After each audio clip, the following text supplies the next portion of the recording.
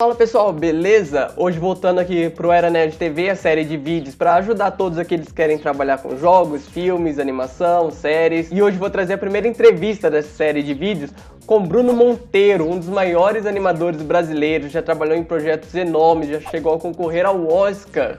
Já trabalhou em jogos como O Senhor dos Anéis, o Aragorn Quest, que saiu para PlayStation 2, PlayStation 3, PSP, Wii, além de animações fantásticas para cinema e para TV. E é dono de uma das melhores escolas de animação do Brasil. Eu até pensei em cortar, editar bastante a entrevista, que ficou bem longo, mas eu não consegui achar pedaços que eu pudesse cortar a entrevista inteira. A entrevista inteira ficou sensacional. É uma bomba de inspiração e ajuda, dicas para qualquer um que quer entrar e que já está nessa área há um bom tempo. Então eu realmente espero que gostem e não esqueça de curtir o vídeo também para ajudar, mostrar que vocês gostaram e que eu posso trazer mais entrevistas ainda no futuro. E valeu mesmo, galera, mas sem enrolação, vamos lá!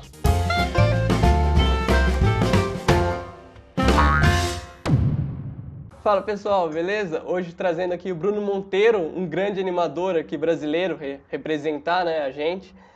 E vamos direto ao assunto, vamos começar logo. Eu separei algumas perguntas, alguns inscritos fizeram e outras eu achei pertinente colocar aqui. Algumas dúvidas que eu tive durante o caminho, né, que muita gente costuma ter também. E primeiramente, Bruno, valeu mesmo por ter aceito esse convite, cara, significa muito pra mim. Eu resolvi te convidar só por convidar e você aceitou. Uau, caramba, que legal.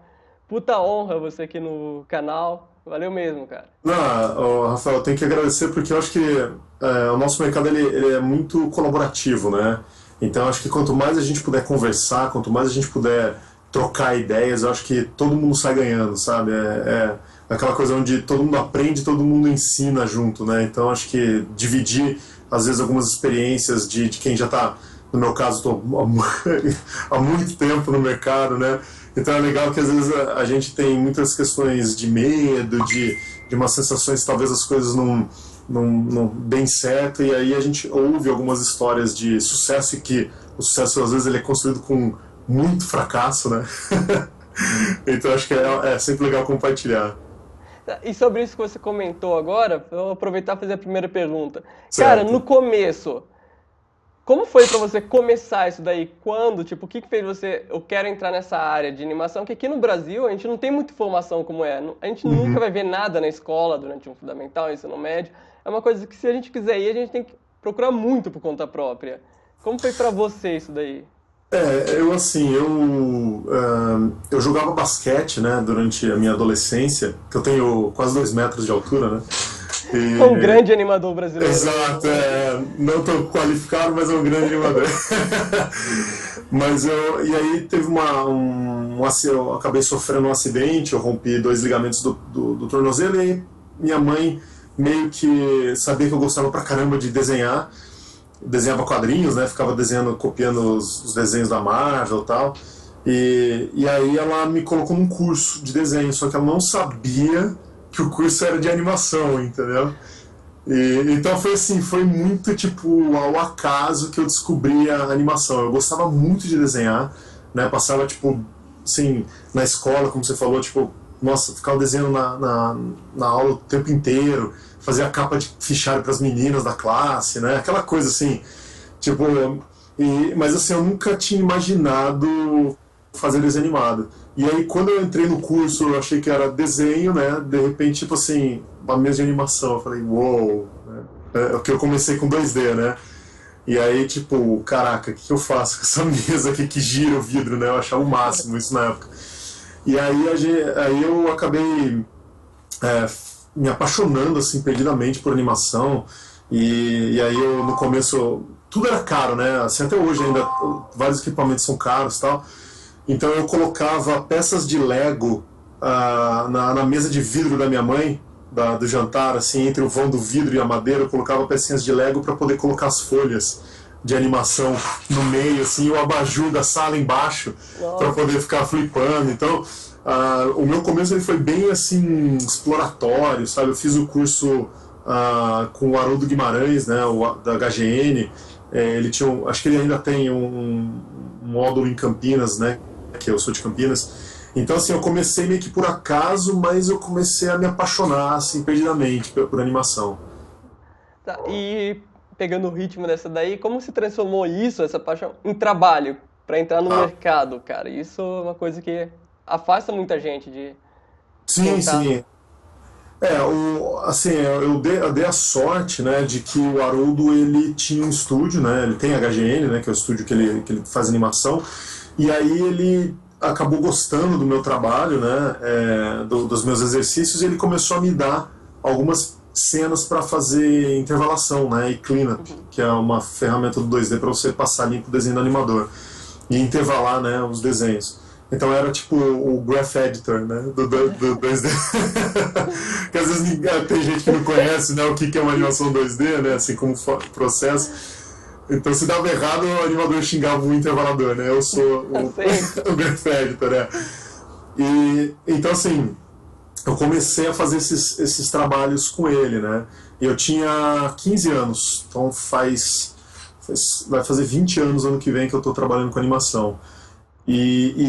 Naquela questão do fracasso, né? O Haroldo ele começou a gostar bastante do meu trabalho e ele me colocou como assistente de aula lá no curso, né?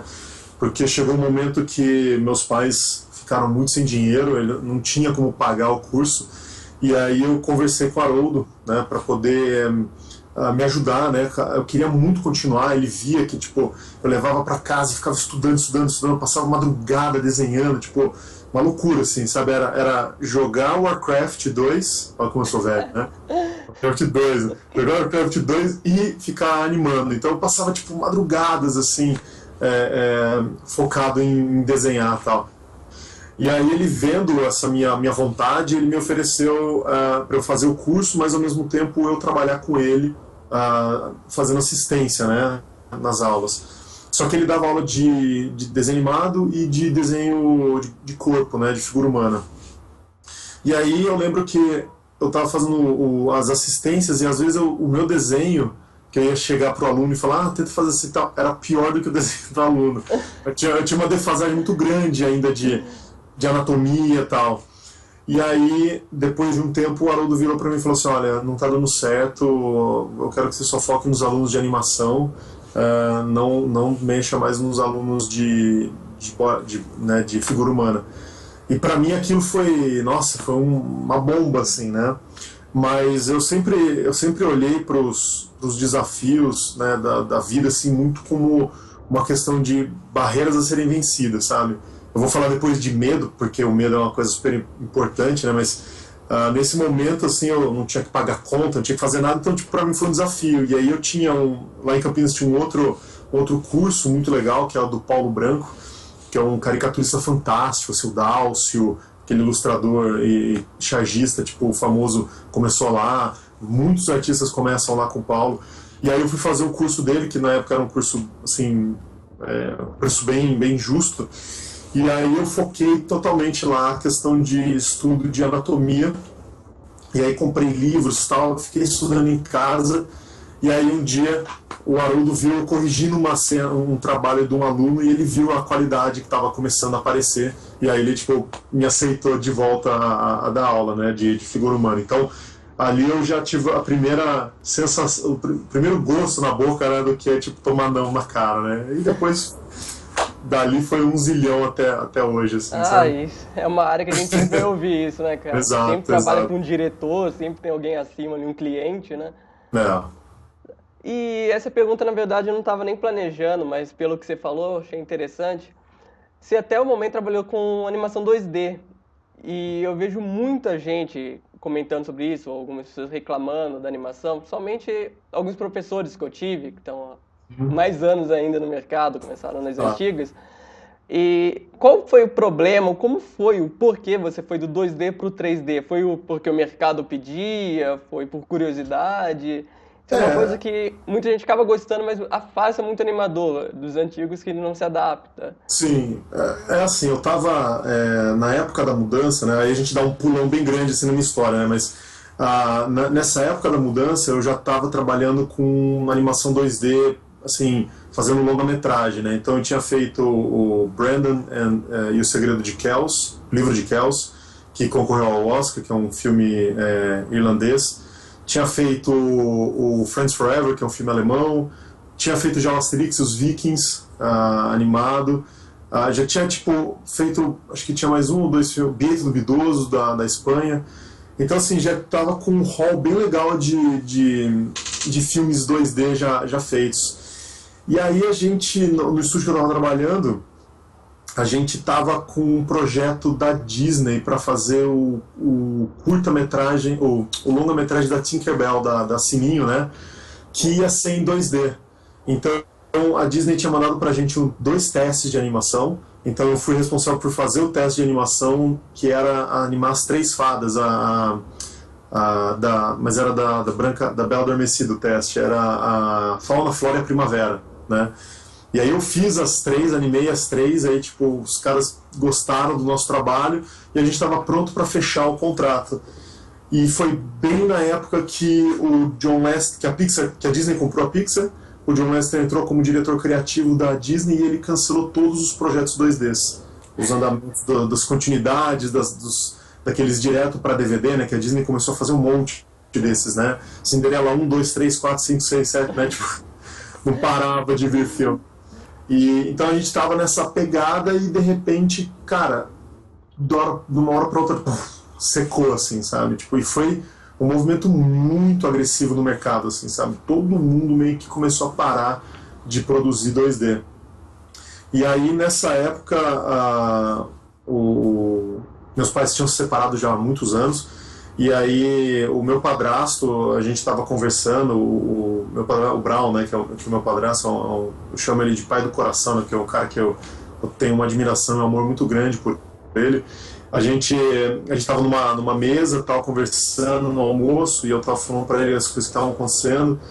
E aí ele falou assim: o que você precisa? Você precisa fazer algum curso, né? E aí eu falei da Animation Mentor na época, que tipo, tinha meio que acabado de inaugurar, assim. E aí ele falou assim: esse é o curso que você precisa fazer para você conseguir continuar, né? Porque na época eu ganhava muito pouco, né? Aquela coisa, né? Você foca muito mais no amor que você tem pela coisa do que tipo no dinheiro, né? E então aí eu falei para ele que era aquilo que eu precisava, e aí ele bancou para mim o curso, né? Tipo, eu não tinha como pagar o curso, mas ele foi lá e bancou para mim. Então, assim, a mudança ela veio exatamente no momento em que eu falei, cara, o que vai acontecer agora, sabe? Tipo, porque, assim, tá tudo mudando e eu vi muita gente se agarrando ao 2D, assim, né? Tipo, como se fosse sei lá, tipo, 3D é horrível, não sei o quê, né? A gente vê, bem antigamente tinha muita dessa discussão, né? E assim, eu olhei e falei, cara, eu amo isso, e arte eu acho que independe se você está fazendo, né, no computador, se está fazendo na mão, se está fazendo com pincel, tipo, você está produzindo animação, você está contando história, né? Então a ferramenta é simplesmente um instrumento, né? Ele não é definitivo no respeito do que você é, sabe? E aí eu tipo acabei migrando, né, pro 2D, mas aí eu acabei saindo desse estúdio, né, que eu trabalhava. E aí eu fui... Bom, nessa saída do estúdio ele tem uma coisa muito legal. Se a gente até quiser fazer um tópico sobre medo, que a saída desse estúdio ele foi uma saída muito, muito importante, que eu acho que é legal contar um pouco dessa história, sabe? E posso falar? Pode, cara, você é convidado, fica à vontade. Maravilha, então. Eu falo pra caralho, velho. Puta que pariu, como eu falo. Puta, mas deu você 2 dias pra subir no YouTube esse vídeo, cara. Então foi assim, eu tinha muito medo, né? Acho que todo mundo tem medo de se vai dar certo, né? Se você tá no lugar certo, se tipo, cara, como que você vai bancar uma vida fazendo desenho animado, né? Assim, você tá na escola, as pessoas tiram sarro de você, falam que você faz desenhinho, né? Tipo, você trabalha como animador de festa, tipo, cara, você ouve muita coisa, né? Então, assim, você tá numa sala, numa mesa de família, aí você tem lá, sua prima é médica, sua outra prima é auditora, tipo, e você é animador, sabe? Né? Tipo, parece que é a única pessoa que vai dar merda na família, cara, sabe? Né? A gente cresce com aquela coisa na escola, tipo, vai fazer medicina, advocacia, né? Tipo, você que é o merda que fuma maconha, vai fazer publicidade, né? Tipo, já vai se segregando, né? E o cara que é um artista, tipo assim, não, né? Pega um papelão aqui, vai, tipo, né? Ficar mendigando na rua. Então, assim, a gente cresce numa cultura onde a arte é muito desvalorizada, né? Onde se você não vai nesse caminho meio, né, engenharia, medicina, advocacia, tipo, você tá já, né, numa situação problemática. Então, é natural que você desenvolva um medo gigante, né? E eu tinha muito, muito medo. Então, quando eu entrei nesse estúdio, eu agarrei assim com todas as forças que eu tinha, né? Os projetos e tal, e aceitei receber menos, aceitei tipo não ser registrado. Passei 4 anos sem registro, trabalhando dia 31 de dezembro, sem férias, tipo uma loucura assim. E aí um dia eu tava conversando com meu pai, e aí meu pai falou pra mim assim: filho, se você quiser construir uma vida adulta, você vai ter que deixar de lado o amor, e você vai ter que pensar mais na questão de como você vai estruturar a sua vida no mundo real, né?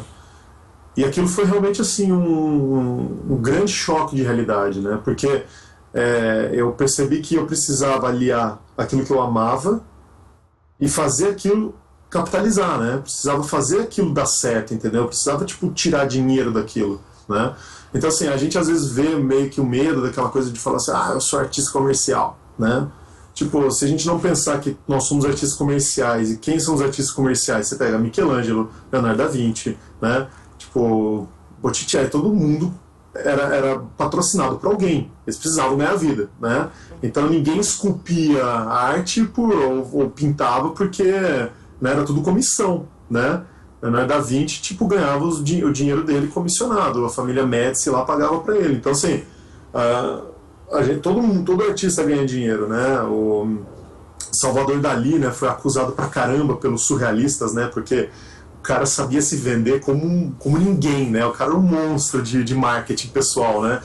Então, assim, por isso que é o nome mais importante do surrealismo, né? Porque a arte, ela é muito a questão de o que você consegue produzir e como o público recebe, né, a sua arte, né? Então, assim, quando eu estava nesse processo, né, de amadurecimento financeiro e emocional, essa frase do meu pai foi realmente muito importante. Então, naquele dia, porque meu pai ainda me pagava, ele me dava acho que uns R$ 600 na época para eu conseguir completar o dinheiro do mês para poder pagar aluguel, comida, tipo, era assim, era tipo, eu vivia ali sem nada, assim, não podia sair, era tipo só aquilo que eu tinha para realmente subsistir, né? E aí meu pai falou isso, e aí no dia seguinte eu fui na sala de reunião e pedi um aumento, né? Então aí eu consegui um aumento e tal, e aí passados acho que 3 meses, os donos do estúdio me chamaram, falaram: então, né, tá acabando um projeto aqui, não sei o quê, então a gente vai ter que reduzir seu salário. Na hora que eles falaram isso, eu levantei e falei assim: olha, muito obrigado, que eu tô indo embora. E assim, eu não tinha plano nenhum, nem fazia ideia do que eu ia fazer na vida, assim. Tipo, eu morava na época em Santos, hoje eu moro em Santos, né, mas era um outro tempo, né, de vida. Então, em Santos não tem estúdio nenhum além daquele que tinha, né, de animação.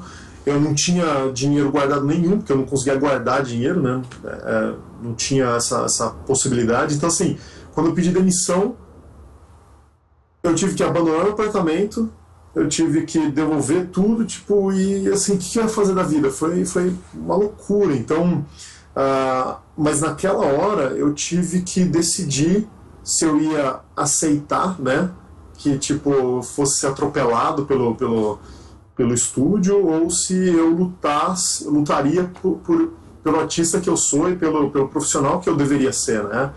Então foi uma escolha muito muito difícil, né? Mas na hora foi sim, era o que eu precisava fazer.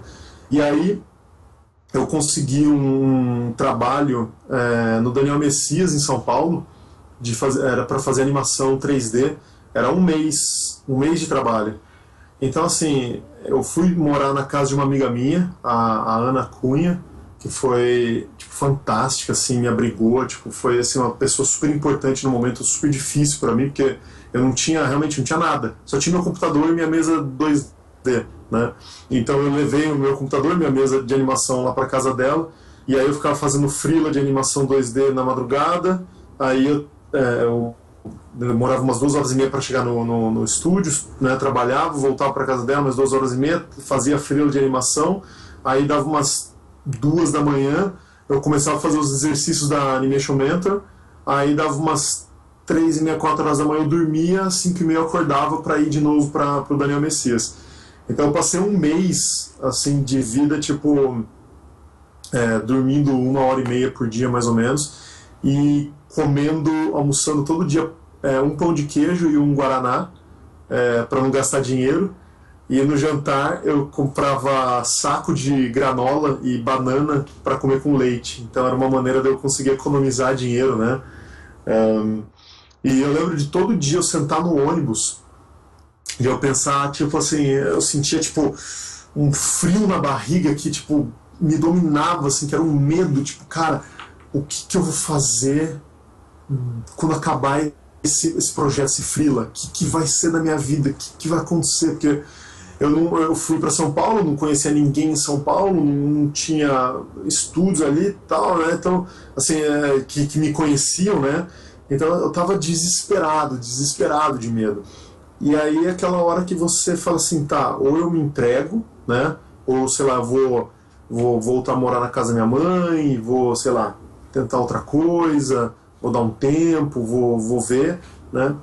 E aí eu falei, não, eu preciso fazer isso daqui dar certo. E aí eu comecei a entrar em contato, tipo, com um monte de gente, assim, do mercado, tal, que nem me conhecia, eu, tipo, fui na cara dura mesmo, sabe? Oi, tudo bem, tal, não sei o quê, eu sou o Bruno, fui mandando trabalho e tal, né? Na época não existia Dropbox, essas coisas assim, né? Era super difícil mandar arquivo, né? E ainda era aquela época de levar CD nos lugares, aquelas coisas ridículas, né, do passado. E aí eu acabei conhecendo o Forne na época, e o André Forne, né? E aí a gente começou a conversar, tal, ele gostou muito do meu trabalho, né? Porque ele tava trabalhando como animador na Magma. E aí ele falou, então aqui é legal, não sei o quê, mas a gente não sabe se está precisando de animador e tal, só que de repente apareceu uma vaga lá de storyboarder, né? E aí que entra aquela questão assim de você se preparar, né, para situações assim, sabe? Então ali eles não precisavam de animador, mas eu tinha outros talentos que eu tinha vindo desenvolvendo, né, ao longo do tempo. E aí eu acabei entrando como artista de storyboard, mas o estúdio tava, tipo, muito de pernas pro ar, assim, tava uma loucura, assim. Quando eu entrei, cara, eu falei assim, nossa, eu entrei com sangue nos olhos, assim, sabe? Então, deu uns 2 meses, eu já tava como diretor de projeto lá. Tipo, foi um salto muito grande, assim, porque eu tinha uma bagagem, né, de ter trabalhado em vários longas-metragens e tal. Então, a hora que tava tudo zoado, foi a hora que eu achei uma oportunidade para poder tentar me destacar, né? E isso foi muito legal, porque às vezes a gente olha as oportunidades, né, ou a gente olha as situações e não consegue enxergar as oportunidades, né? Às vezes a gente tem medo de tomar algumas rédeas, sabe? Tipo, de bater de frente com alguém, ou de falar, não, dentro daqui eu resolvo, sabe? Né? De assumir uma liderança. E isso foi fundamental, assim, nesse começo da carreira 3D, assim, sabe? Porque dali eu comecei a fazer, eu fazia storyboard, eu fazia character design, eu fazia direção de animação e animava. E aí eu comecei a montar uma equipe ao meu redor, que era tipo assim, cara, de pessoas que eu queria que fizessem diferença, assim. Então, eu chamei o Wesley Stopato, chamei o Herrera, fui chamando um monte de animador, Daniel Cavalcante, Arthur Montanari. Na época a gente começou a treinar alguns animadores júniores lá, o Vitor Poli, o Rosênio estava lá no começo também. E aí eu e o Forne a gente começou a se grudar, assim, sabe? Tipo, a gente começou rolou uma simbiose, assim, era um momento de nós dois ali na vida. E aí a gente começou a, tipo, cara, como que a gente vai fazer? A gente precisa formar esse mercado, a gente precisa desenvolver o Brasil, não sei o que, vamos fazer esse estúdio ser foda, tal, não sei o que. E aí eu lembro de todo dia eu e ele, a gente ia almoçar na Nodui, que tinha ali perto do estúdio, e aí a gente ficava conversando, falando sobre coisas, sobre projetos, sobre puta maluquice, assim, sabe, de curtas a longas, e aí foi nessa conversa que nasceu On Fire, né? Então, cara, a gente precisa formar gente boa, a gente precisa, tipo, fazer esse mercado de animação se transformar, e então, assim, foi a escola, né, a minha escola hoje, ela nasceu exatamente dessa conversa entre duas pessoas que estavam, tipo, super empolgadas, assim, viviam aquilo, respiravam a animação e queriam muito, tipo, transformar o mercado da animação, né? E aí a gente começou a chamar, né, pessoas que tinham interesse em animação para poder fazer o curso online, que na época era uma coisa assim, uou, curso online no Brasil, né? Internet de 5 mega era o máximo, né?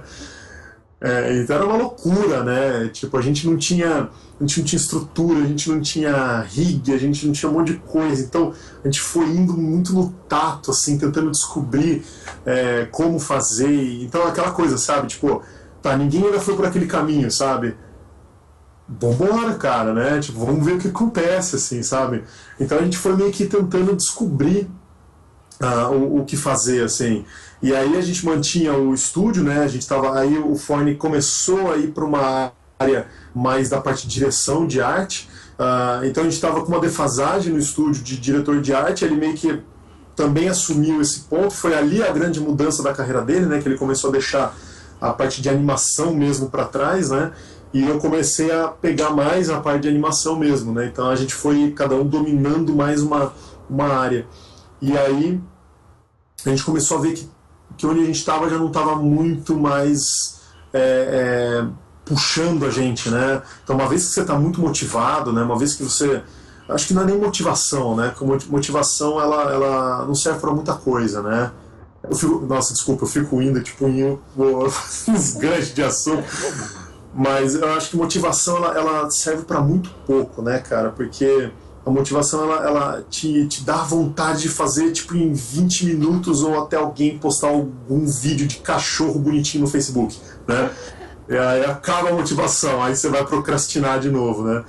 Mas eu acho que assim, você tem que produzir porque é uma coisa que está dentro de você, assim, sabe? Tipo, é maior do que a motivação. Você sente que você precisa produzir mesmo você não querendo produzir, sabe? Você sabe que você tem que fazer mesmo você tá tipo mal, mesmo estando doente. Eu tô dizendo no trabalho, né? Eu tô dizendo tipo a sua relação com a arte, assim, sabe?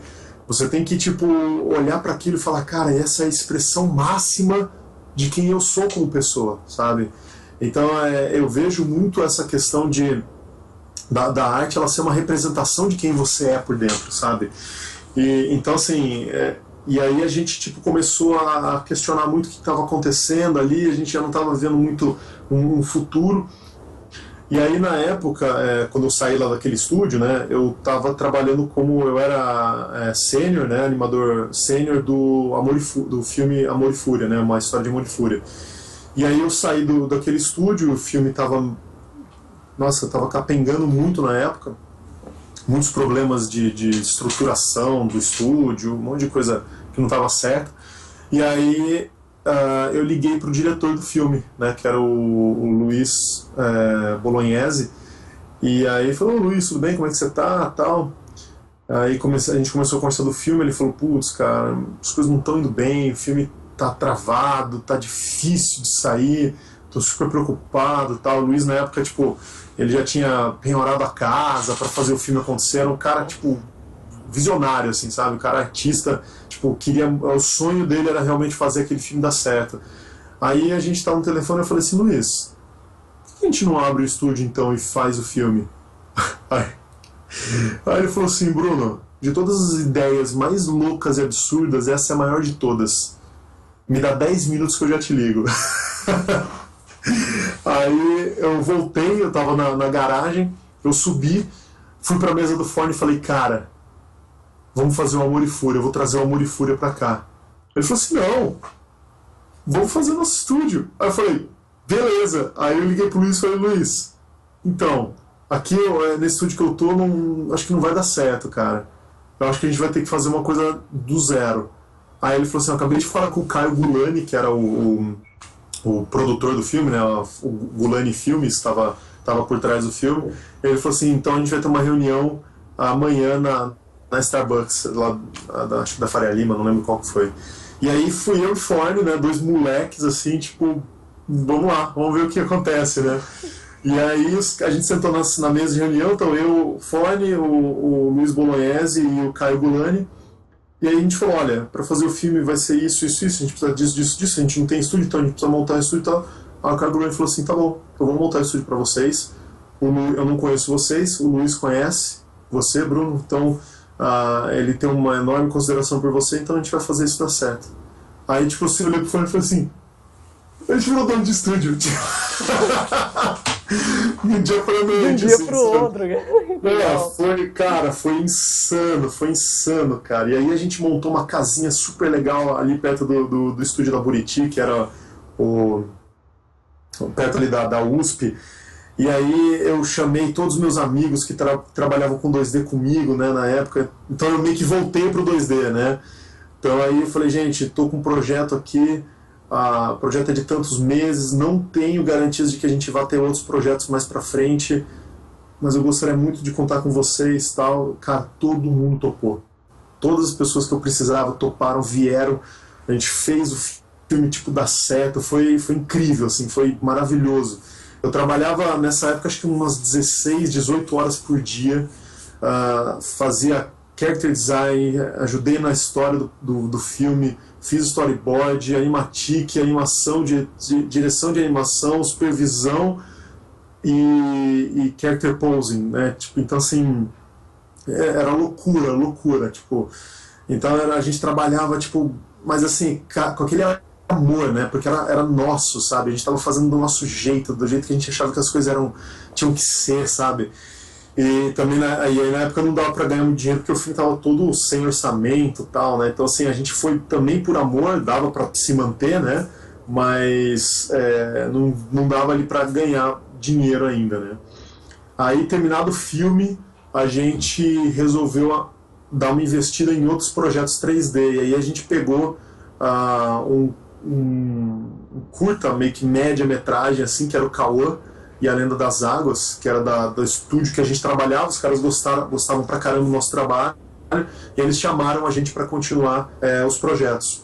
E aí a gente pegou o projeto, fizemos o projeto, ficou super legal, montamos nosso estúdio, saímos da casinha lá perto da USP e fomos pra uma sala, tipo, no Itaim Bibi e tal, tipo, animal, assim, sabe? Escritório e tal, era fantástico.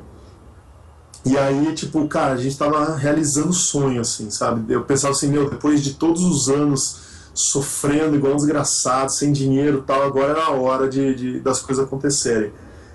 Aí a Dilma entrou no segundo mandato do Lula, se não me engano, teve uma freada de dinheiro de... Opa, eu joguei um lápis aqui no chão, fico falando muito com a mão. E aí a gente tava tipo com uma verba do governo e aí teve um corte, ou na verdade uma paralisação da distribuição da verba, e a gente estava na época fazendo Tarsila, que é a pré-produção do filme da Tarsila, e aí a gente ficou acho que uns 2, 3 meses sem receber dinheiro. Na hora que a gente viu, a gente estava com uma dívida tipo gigantesca, assim, e aí a gente decidiu que era a hora da gente encerrar o estúdio, e aí todo o dinheiro que eu tinha juntado nesses poucos, né, anos assim né, trabalhando com o estúdio, eu tive que jogar esse dinheiro, injetar esse dinheiro no estúdio para sanar as dívidas. Então meu estúdio fechou, eu fiquei sem dinheiro e na mesma semana a minha filha nasceu. Nossa. Então assim, era loucura, velho. Tipo, uma vida assim, tipo, uau, sabe, todas as coisas acontecendo ao mesmo tempo, assim, e de novo, né, e aí, o que você faz, né, e o medo, e a vida, e, né, pra onde você vai? Então essa estrutura né, de você pensar que você precisa não ter medo, porque você começa a perceber que você não tem controle quase nenhum das coisas, né? A gente tem uma percepção de que se eu tiver um emprego fixo eu vou estar seguro, se eu tiver, né, sei lá, fazer um concurso eu vou estar seguro, sabe? Tipo, é verdade, sim, a gente vive numa pedra que flutua em volta de uma estrela e o chão está em cima de magma ou rocha derretida, né? Ninguém tem certeza que se vai estar vivo daqui a 10 minutos. Então, assim, a sensação de segurança ela é falsa. E quanto mais você tenta se sentir seguro, mais você fica suscetível ao medo. E o medo paralisa, né? O medo é uma desgraça, porque ele faz com que você não faça as coisas, né? Faz com que você não arrisque as coisas.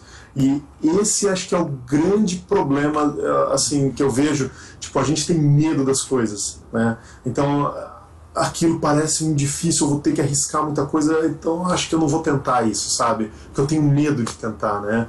Não é nem assim, eu tenho medo de conseguir, né? Eu tenho medo de tentar, né? Tipo, porque às vezes conseguir vai fazer com que você mude toda a sua vida e, tipo, realmente, às vezes a própria conquista da coisa também dá medo, né?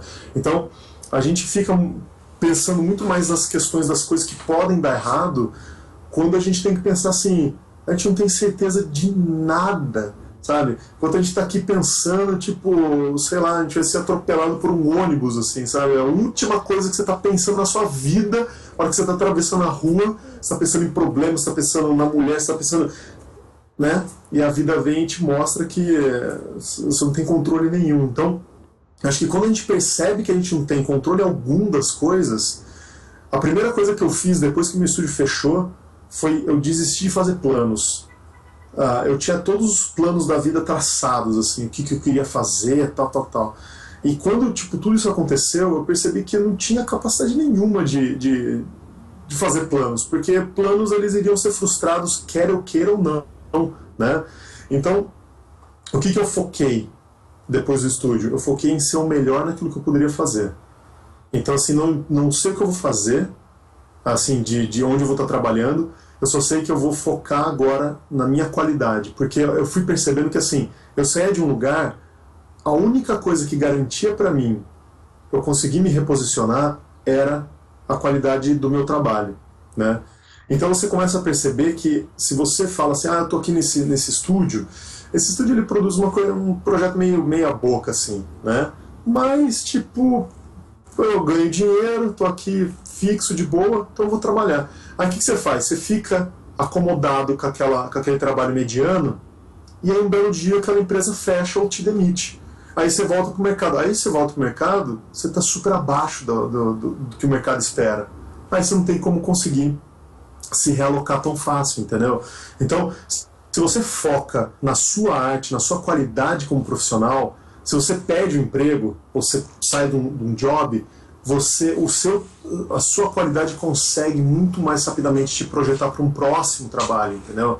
Então essa percepção é super importante. Eu tenho um aluno, o Mauro Cordeiro, não é o Mauro Cordeiro, desculpa, é o Mauro Galvão. Ele estava trabalhando uma época num estúdio que fazia projetos pro Eike Batista. Cara, Eike Batista era o homem mais rico do Brasil. Quando, em sã consciência, alguém falaria assim, cuidado, esse cara pode perder todo o dinheiro. Quem falaria isso? Jamais, né?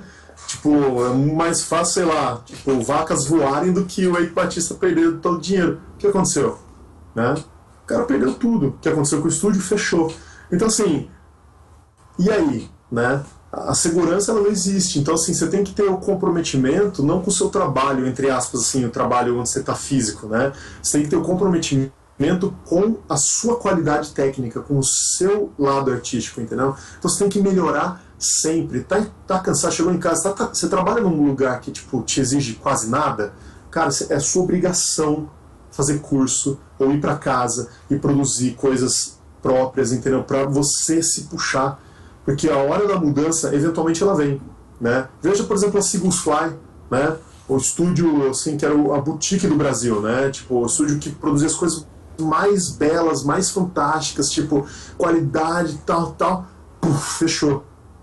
Meu, os caras que estavam lá, eles eram tão bons que eles não ficaram muito tempo desempregados, né? Foram para ILM, tipo, foram para vários outros lugares. Por quê? Porque a qualidade técnica deles era incrível. Eles, como artistas, eles eram muito, muito bons.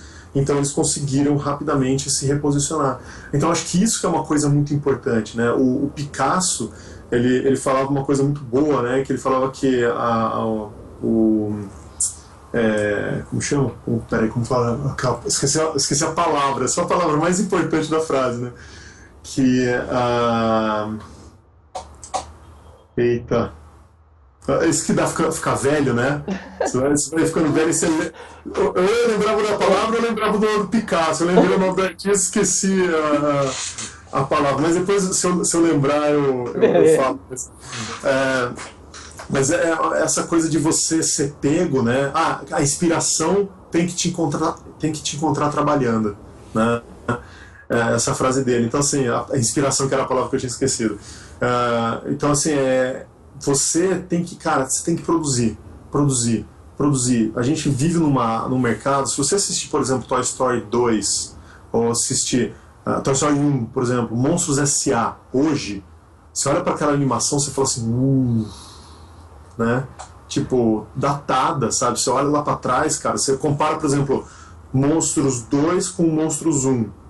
Você fala, nossa, cara, né? A diferença de qualidade técnica de animação é brutal, né? Então, assim... Você vê umas deformações no rig, assim, que até incomoda facial, principalmente, né? Não, é incrível hoje o que se faz, né? E, assim... então, assim, você olha para o mercado, cara, é um mercado que não para de se profissionalizar, entendeu? Como que você tá nisso? Como você tá nessa onda, entendeu? Você tá jogando no seguro ou você tá, tipo, né, tentando cada vez galgar mais degraus, assim, sabe? Então acho que isso que é a coisa mais fundamental, né? E aí, voltando lá atrás, quando minha filha nasceu e todas as coisas malucas aconteceram, né?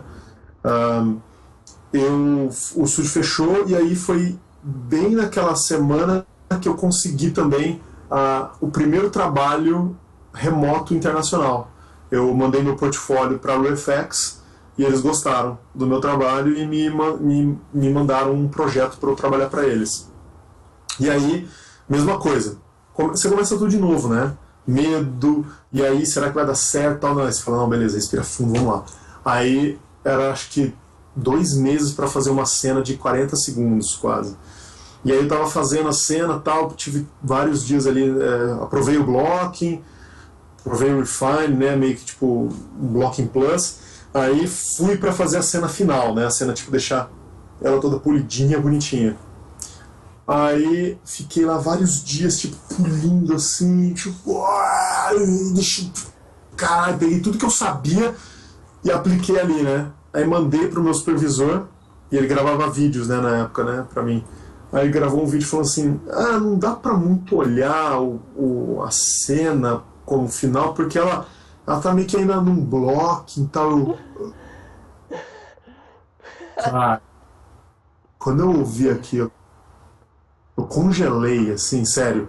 Tipo, eu só pensava assim, eu não sei pra onde eu vou, né? O que eu vou fazer, entendeu? Tipo, eu usei toda a minha capacidade técnica pra fazer isso e, tipo, não tá nem perto da expectativa dos caras, assim, sabe? Então foi, assim, um choque brutal. Eu pensei várias vezes naquele dia em desistir. Várias vezes. Mas, ao mesmo tempo, eu tinha uma criança de 1 mês na minha casa. O que eu faço? Vou desistir, vou fazer o quê? Né? Eu precisava, tipo, manter a minha família, né? Então eu falei, cara, você vai ter que se segurar, entendeu? Você vai ter que... não sei de onde você vai tirar, entendeu? Tipo, eu conversando com eu mesmo, né? Tipo, velho, não vai dar certo. Cala a boca, velho, você tem que fazer isso. Né? Então, tipo, eram dois Brunos ali conversando, né? E aí, então, tipo, eu respirei fundo e falei, beleza, então né? Vou mergulhar nisso daqui, vou tentar descobrir como fazer isso dar certo. E aí foi dando certo, e aí, tipo, meu supervisor foi gostando, ele foi vendo que, tipo, eu tava, assim, super na pilha para fazer dar certo, e aí, devagarzinho, a cena nasceu, e ela ficou uma cena realmente muito boa. E aí, eles gostaram muito do meu trabalho, e aí começaram a pedir mais, me mandar mais trabalhos, e aí eles gostaram cada vez mais, e aí eu fui fazendo mais trabalho, mais trabalho, mais trabalho, e aí comecei a trabalhar direto para eles, tipo, um ano atrás do outro. Quando a gente estava no segundo ano juntos, a UFX decidiu de novo aquela coisa, né? Você não tem controle nenhum, né? Das coisas. Aí a UFX decidiu que ela não ia mais fazer 100% dos trabalhos in-house, da parte comercial, porque eles iam focar mais na parte de longas metragens, e então eles iam passar a parte comercial para um outro estúdio.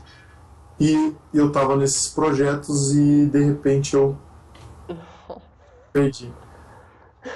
Aí que tava a coisa, porque os caras conheciam o meu trabalho e gostavam demais do meu trabalho, eles mandaram o projeto para esse outro estúdio com o meu nome na bagagem. Então os projetos foram para Little Zoo, e o Jason recebeu um cara de 2 metros no colo, né, que é o meu chefe hoje. Então, assim, a gente não se conhecia, ele falou assim, tá, beleza, você foi indicado pela Reflex para continuar nos trabalhos, tal, então vamos se conhecer, tal. E aí a gente começou a criar um relacionamento, né, tipo, de amizade. Hoje a gente é amigo, né, já fui na casa dele, lá no Maine e tal, um cara fantástico. E a gente, tipo, profissionalmente a gente se gosta muito, a gente se respeita muito, e a gente foi construindo a Little Zoo junto, né? A Little Zoo tava no começo, e aí então ele sentiu que, tipo, podia confiar em mim, ele e o Todd, né, que é o outro animador, a gente é os dois leads, né, eu, o Todd e o Jason, que é o supervisor, e aí a gente foi crescendo, expandindo o estúdio, né, tipo, pegando mais projetos, não só para o FX, começamos a fazer projetos para outros estúdios, projetos para a Europa, e aí a gente começou a, tipo, fazer coisas muito, muito boas, e a gente está até hoje nesse patamar, assim, né, fazendo projetos de nível internacional, tanto que a gente fez o Tartarugas Ninja agora, né, não sei se você chegou a ver. Eu vi para publicidade, né? Isso, publicidade. Ficou legal, cara.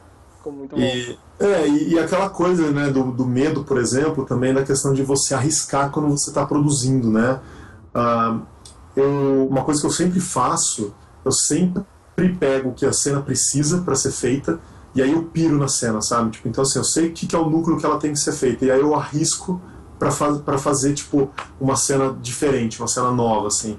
Então, por exemplo, no do Michelangelo, lá da cena que eu estava fazendo, ele tinha que entrar e fazer o percurso dele lá, né, de tchacos e tal, e aí ele acabava. Aí eu estava animando, já estava na versão 17 de aprovação, fazendo as coisas. E aí eu peguei, então ele fazia lá o tchaco e tal, aí eu falei, fazer ele dançar. Aí eu fiz ele dançar no final da cena, aí ele fazia cruzar o braço, aí eu levantei e fiz ele fazer o tchaco cair, né, tipo drop the mic, assim, né. E aí quando o cliente que já tinha visto a cena, como ela estava indo, tipo, foi lá os executivos da Paramount, quando eles foram aprovar a cena, eles viram aquilo, o Jason falou pra mim que os caras começaram a dar high five na reunião. Tipo, os caras adoraram aquilo que ninguém estava esperando, aquela adição, assim, sabe? Então arriscar no trabalho é uma coisa muito importante também. Dá certo e às vezes também não dá certo, né? Quando eu estava no Daniel Messias, eu estava fazendo, quem era meu supervisor era o Carlos Luzzi, né, que é outro animador também, fudidaço, um amigão do coração, adoro o cara. Luzzi, beijo pra você.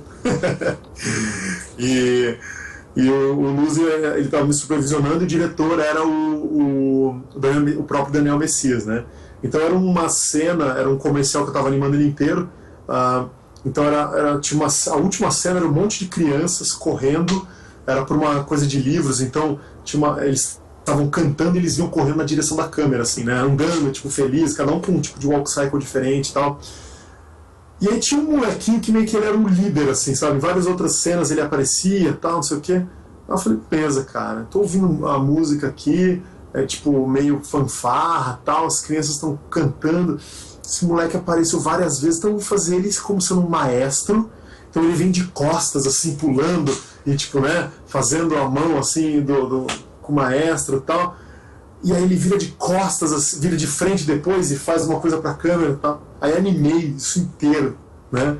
Tipo, ritmo de publicidade, aquela coisa maluca e tal. Mostrei pro Luzi, né? O Luzi começou a dar risada. Meu, mostra isso, pô. Deixa o Daniel ver. O Daniel vai ver e tal. E ele rindo, mas ele não falava pra mim o que era, assim, sabe? E aí, quando o Daniel viu, ele falou assim, não é nada disso que eu quero. Porque o Luzi trabalhava com o Daniel fazia, tipo, sei lá, uma década, assim. Então, exatamente o que o Daniel gostava, né?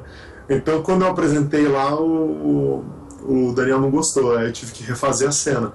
Mas é aquilo, né? Você tá testando, você tá tipo mostrando que você não só sabe executar aquilo, mas que você pode adicionar mais coisas, né?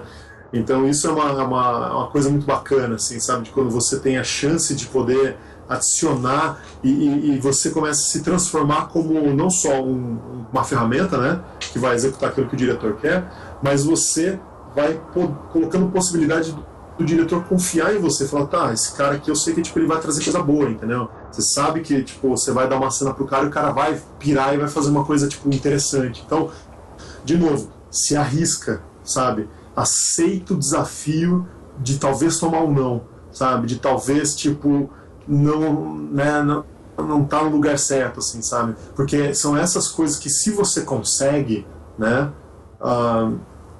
As coisas dão muito certo, assim, sabe? Tipo, o mínimo que você vai ter é o não, né? O máximo você nunca sabe o que pode ser.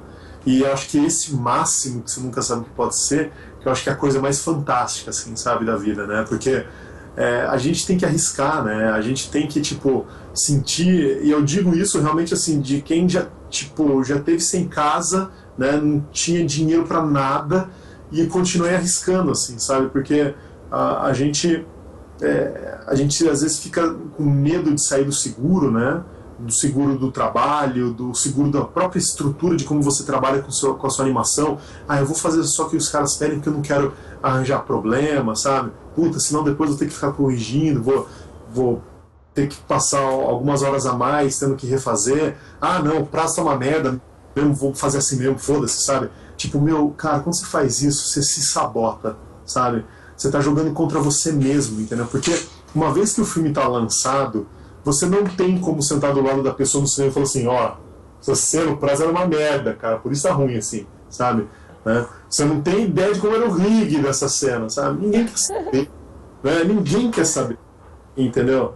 Então, assim, você é tão bom quanto o resultado do seu trabalho, sabe?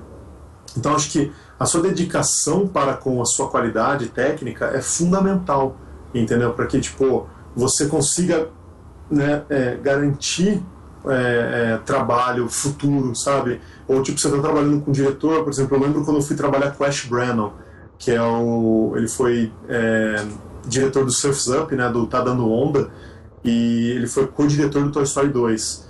Então eu falei, caralho, né? O cara, tipo, o diretor da Pixar, o cara aprova a cena de animador Pixar, tipo, o cara vai aprovar minhas cenas, assim, né? A gente tava fazendo um filme chamado Rock Dog, ainda não estreou.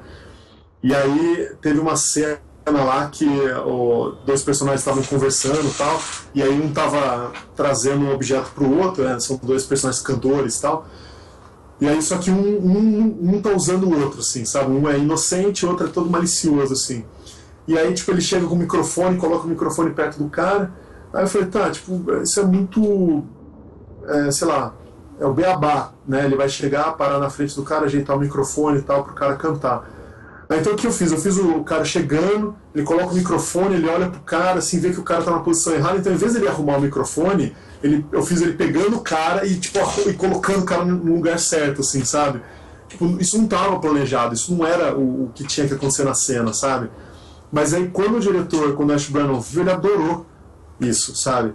Então, assim, de novo, é aquela coisa, sabe? Você tá arriscando, entendeu? Você pode dar certo. Cara, se der certo, tipo, pode trazer coisas muito boas, entendeu? Se der errado, tudo bem. Você só vai ter que gastar mais tempo para fazer, entendeu? Então, assim, se você está comprometido com a sua arte, sabe, com a sua qualidade técnica e profissional, cara, tem coisas que valem a pena, sabe? Arriscar vale muito a pena. Eu digo isso, assim, não só, tipo, arriscar na questão de trabalho, sabe? Na vida mesmo, né? A gente tem que arriscar, porque o trabalho, ele é uma das nossas vertentes, assim, né? Tipo, é um leque, né?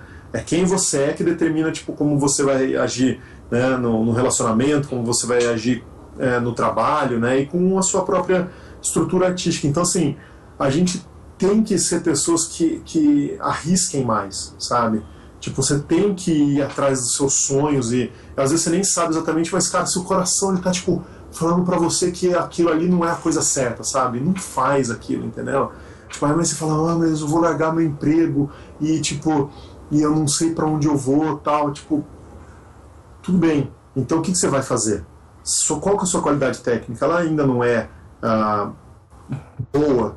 Então, cara, faz um planejamento que você vai fazer o seguinte: nos próximos 6 meses eu vou dedicar 3 horas, 4 horas por dia da minha vida, todo dia quando eu chegar em casa, cansado do trabalho, depois de pegar o ônibus, né? Tipo, eu vou ficar até 2 da manhã melhorando meu portfólio. Vou fazer isso e aí, quando eu estiver pronto, eu entro em contato com outro lugar e saio daqui, sabe? Senão você vira um refém de uma situação horrorosa e você não consegue se ver fora disso, né? Tem um exemplo muito bom de uma pessoa que aconteceu isso, foi o Paulo Lombardi. Você se conhece, o Paulo Lombardi hoje é um puta animador brasileiro, cara muito, muito bom, e amigão meu também. E o Paulo, ele tinha acabado de voltar do Canadá, tinha feito curso lá, né, de faculdade lá, e aí ele tava meio que, assim, pegando um projetinho aqui e outro ali, mas não tava conseguindo, tipo, se encaixar, mas ele tava produzindo em casa demais, assim, fazia um monte de exercícios, cena própria, tal, e aí mandava pra eu dar uma olhada, né, eu comentava as cenas dele. Aí, o que eu fiz? Eu olhei e falei, pô, o cara tá super dedicado, sabe, o cara é bom, sabe. Fui lá e falei com o meu chefe, Jason, tem um cara que, tipo, tá super empolgado, cara, tem talento, acho que a gente podia aproveitar ele, sabe. Aí o Jason viu o trabalho do cara, falou, vamos tentar. E o Paulo faz, acho que mais de 1 ano já com a gente, trabalhando pra fora. Então, assim, é aquela coisa, sabe? Tipo, você pode inventar quantas desculpas você quiser, entendeu? Tipo, o mundo tá cheio de desculpas pra você falar por que você não vai conseguir fazer as coisas darem certo na sua vida, sabe? Ou por que tipo, você ficou preso naquele trabalho que você não gosta. Ou por que as coisas não deram certo, sabe? Tipo, você vai culpar todas as pessoas à sua volta, você vai culpar o seu chefe, você vai culpar... Mas muitas vezes é você mesmo, sabe? Que não quis arriscar, que não quis, tipo, ao invés de sair, ao invés de dormir, tipo, não quis ficar mais tempo produzindo e trabalhando para você, né? Todo mundo adora ver filme tipo Whiplash, né? Histórias de sucesso da Pixar, aquele Creativity Inc., aquele livro, né? Criatividade, tipo, cara, beleza, aquele livro você pode pegar ele, 80% das páginas ali do meio, cara, é merda, é pau, é coisa ruim, é tipo coisa que não tava dando certo, vai fuder, tá fudeu, né? E aí os caras não desistiram, sabe? E você fica lá, entendeu? Então todo mundo quer ser uma Pixar, sabe? Mas quem tá disposto a passar por que os caras passaram, sabe? Tipo, quem tá realmente disposto a arriscar tudo, sabe? Então eu vejo muito essa questão de, tipo, de você tá disposto a perder o medo, entendeu? A sentir que você não tem chão, entendeu? Uma vez que você não tem o chão, cara, você tá voando, entendeu? Então, se você estiver caindo, né, você tem a chance ainda de tentar abrir as asas para planar, entendeu?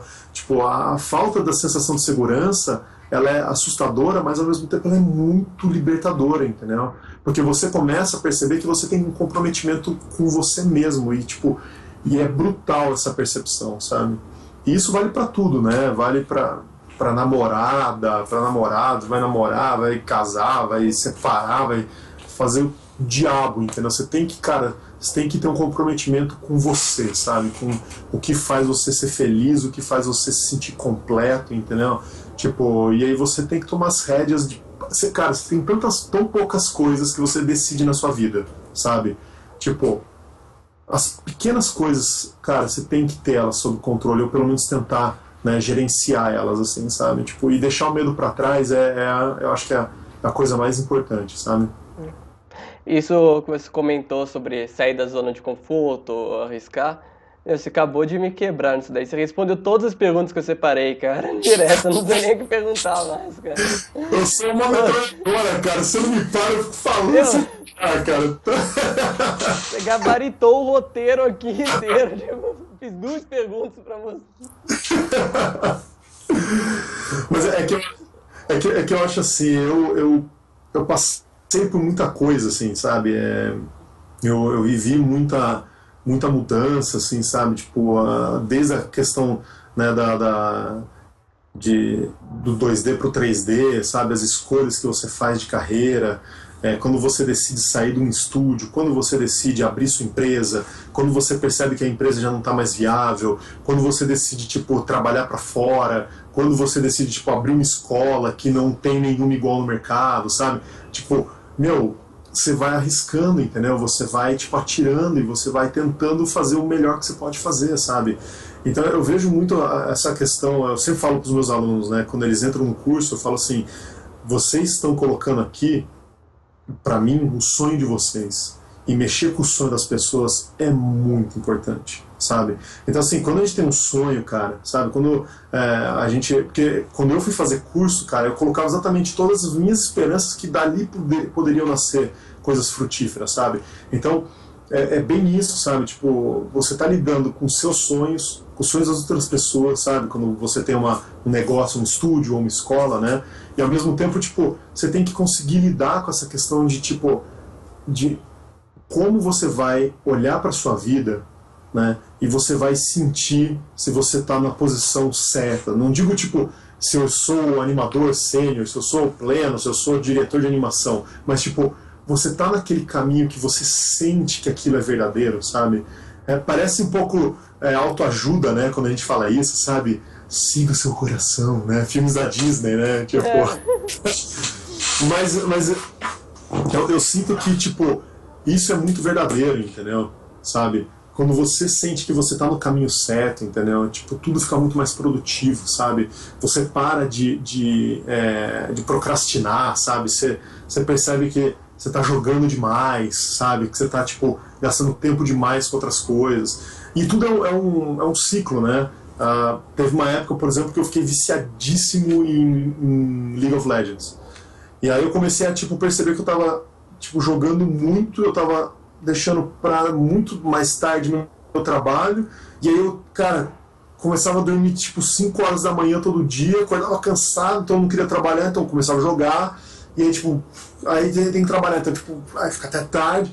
E aí eu olhava e falava, cara, tô num ciclo de destruição, assim, sabe?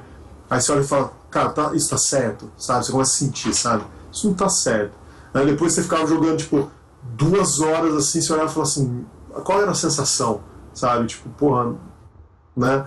Então, beleza, então a gente apara essa aresta, a gente, tipo, né? Aí, beleza, mas assim, eu sempre gostei muito de jogar, né? Então tem sempre os ups and downs, né? Então assim, beleza, saiu um jogo novo, aí você joga, aí você fala, não, peraí, tô jogando demais, aí você volta, né? Porque também a culpa é uma merda, né? Então medo e culpa são 2 desgraçados que, tipo assim, eles grudam em você e ficam lá, né?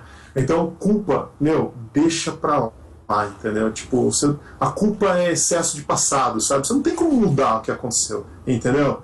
Tipo, tem como você pegar de novo as 2 horas que você gastou, né? É aquela coisa assim, você quer ficar deprimido, entra tipo naqueles históricos de jogo e vê quantas mil horas ou centenas de horas você gastou jogando aquele jogo. Aí você vai olhar e fala assim, eu podia ter feito um curta-metragens. Eu podia estar aprendendo a tocar piano, né? Tipo, fazendo isso, mas eu acho que é importante também ter o teu tempo de relaxamento, né? De procrastinação, acho que é fundamental.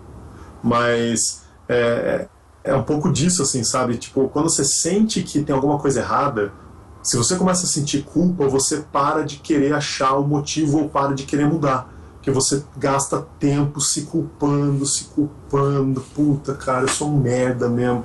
E aí, o que acontece? A gente, como artista, você vai ler em todos os lugares, né? Assim, seja otimista, tipo, produza de graça, você tem que amar aquilo mais que tudo, mais que sua vida, né? Tipo, se você tiver que segurar o computador ou sua mãe no penhasco, solte sua mãe para você poder continuar produzindo no computador, né? Tipo, é uma loucura, né? Que a gente ouve, assim. Então a gente é bombardeado o tempo inteiro, cara, para ser feliz e para estar feliz e para estar produtivo o tempo inteiro. Cara, isso é uma mentira, entendeu? Isso é uma mentira, cara. Tipo, isso não existe, sabe? No fim das contas, não é tão diferente de qualquer outra área de trabalho, né, cara? É, Essas dicas, essas coisas, aplica pra qualquer coisa, né? Pra qualquer área. exato. E, cara, você vai ficar estafado, você vai ficar cansado, entendeu? Tipo, quando eu terminei o Rock Dog, ah, cara, eu tava muito mal. Eu tava, tipo, acabadaço, assim, sabe? Tipo, então, assim, nossa, eu fazia o que eu tinha que fazer e queria ver a animação longe de mim, sabe? Né? Então e é aquela coisa, você vai se sentir culpado por isso, sabe? Tipo, você não pode se sentir, entendeu? Porque aí você começa a nutrir um outro tipo de sentimento, a gente se auto-sabota muito, né? Então a gente tem que tomar muito cuidado com isso, sabe? Tipo, o tempo que foi, você não tem como recuperar, entendeu? Agora, o que você tem é o lá pra frente, entendeu? Então, o que você quer fazer para resolver lá na frente? Não agora, porque agora já, né, o ontem já foi, agora você tá procrastinando, né? Então, o que você vai fazer pra frente, entendeu? E aí, o pra frente que é interessante, sabe? Eu acho que isso que é o legal, assim. Eu passei por isso mês passado, cara, de não aguentar mais ver animação, assumir mais coisas do que tava dando conta, peguei uns shots do Snow Queen 3, né, em produção para Wizard, Aham. lá na Rússia, e uns de uma série também para uma empresa também na Rússia, da Open Media Alliance, Jink Leaks. E, nossa, cara, também foi de domingo a domingo, manhã, tarde, de noite, acorda, vai pro computador, anima, pra almoçar, volta pra lá, sai pra dormir, dia seguinte a mesma coisa, dia seguinte, tipo, de domingo a domingo, você não vê mais ninguém, você não sai de Ah, casa. Tem uma hora que você vê que você tá começando a quase ter raiva da animação, você, pô, não, calma aí. Você não. precisa também viver, né, cara? Você precisa sair, visitar seus pais, visitar. Sim, Não ver minha cara, isso. noiva morando na mesma casa, assim. Então, isso é importante, cara. Tipo, você ter o tempo de viver, né? O Miyazaki, ele fala muito isso, né? Ele tem um making-off do Viagem de Chihiro, né? Em que ele tá falando pros animadores assim, então, aqui a Chihiro tem que colocar a terra mágica ali na boca do Hako, né? Tipo, o Hako tá em formato de dragão. Então, tipo, sabe, quando você põe o remédio na boca do cachorro? Aí todos os animadores assim, se olhando assim. Aí falou, ninguém aqui tem cachorro, ninguém nunca deu um remédio para um cachorro, né? E aí ele leva os animadores para um veterinário para eles verem o que é tratar um cachorro, sabe?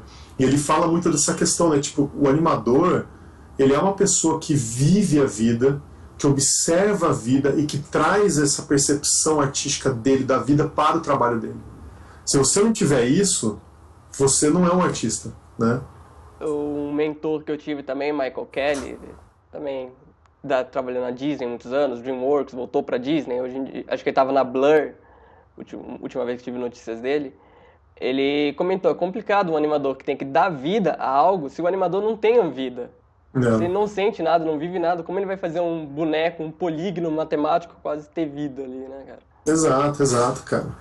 E isso que é a loucura, né, cara? A gente às vezes fica tão assim bitolado. Por isso que é importante você ter momentos onde você tipo dá tudo de si, para quando você puder relaxar, você subiu e estabilizou. Aí você relaxa. Aí depois você sobe de novo, você tem um outro pico de aprendizado, de crescimento, e você estabiliza de novo, entendeu? Então, assim, se você não tem o pico, você vai ficar, tipo, todos os dias devagarzinho tentando subir aquela desgraça, porra, aquela montanha, entendeu? E aí é o seu sofrimento que todo dia é aquela merda, entendeu? Então, assim, vale a pena você pegar um tempo e falar assim, cara, esse mês eu vou te botar pra fuder. Aí você cresce. Aí você dá uma estabilizada, né? Aí você fala assim, daqui a 2 meses, puta, cara, agora é a hora de eu, tipo, animar todo dia, fazer 2, 3 exercícios aqui pra mudar meu portfólio. Aí você vai e faz, entendeu? E aí você relaxa, sabe? Porque senão você vai ficar sempre, tipo, sofrendo e nunca conseguindo chegar onde você quer, sabe? Então é engraçado que você falou da Blur, né? E eu falei agora como chegar onde quer, né? E assim, eu sempre quis trabalhar pra Blur, assim, sabe? Tipo, sempre achei animal os trabalhos dos caras, né? Fantásticos. Blur é sensacional, né, cara? É. E aí aquela coisa que eu tava comentando, né? De nunca mais planejar coisas, né? Então assim, eu parei de planejar minhas coisas e fui só focando no meu melhor, sabe? Aí, tô trabalhando na Little Zoo, aí recebo a notícia de que a gente ia fazer um filme pra Blur. Ah, vai esperar. Sério? A gente já fez, a gente terminou o filme faz 2 meses, a gente já entregou todas as cenas pra Blur. Então assim, cara, sabe? Tipo, Porra, cara, Blur, que animal. as coisas acontecem e você, tipo, porque você tá dedicado, porque você tá focado na sua qualidade, as coisas vêm, sabe? O Vitor Vilela, ele fala uma coisa muito legal que é o Lucky Strike, né? Ele fala que é tipo o momento da sorte, assim, é quando você vem a chance e você tá preparado, entendeu? Se a chance aparece e você não tá preparado, não vai dar certo. Né? Se você está preparado e a chance não aparece, também não vai dar certo. Mas o encontro dessas duas coisas, né, é fantástico, só que você tem que estar preparado, entendeu? Então, assim, isso que é o fundamental. Às vezes a gente fica vendo filme, né, tipo, onde tudo que você precisa é uma chance, sabe? Me dê uma chance para provar que eu sou capaz, sabe? Meu, não é assim que as coisas funcionam, sabe? A gente fica muito esperando que isso aconteça, sabe? Mas muitas vezes você tem que construir o seu lado, né? Para que aí, se a oportunidade aparecer, você tá pronto para ela, entendeu? E não tipo assim, eu não sou bom, ou tipo assim, eu sou um potencial, e aí se você me chamar, se você me treinar, eu vou tipo ser o melhor, entendeu? Então eu faço de graça, me chama, eu moro no estúdio, tipo...